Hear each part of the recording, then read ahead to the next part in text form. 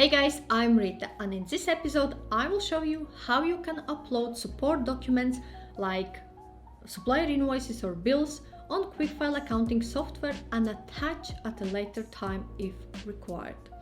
So to save on cloud receipts or bills, we need to go to Purchases section and Receipt Hub.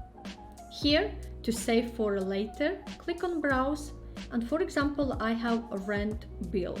So select the bill and upload it. So now it has been uploaded.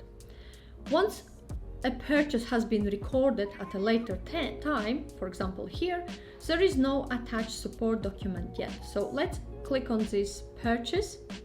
And to attach support documents, we have two options. Either I can browse and select from my downloaded files on my computer, or if file has been uploaded on cloud, I will be able to attach it by clicking on this plus sign and searching by a name. So I have Rent Limited file, which I uploaded on my Receipt Hub, and click Save. Now this receipt has been attached to this file.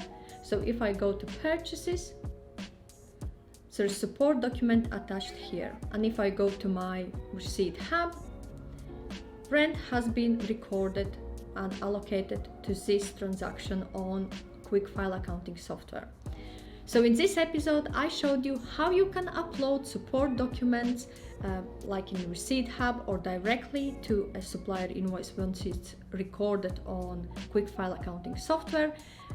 If you have any questions or require any further advice, feel free to reach out to me. Also, I have shared the links in the description section below to my QuickFile tutorial and review episodes. If you have not seen those yet, check them out.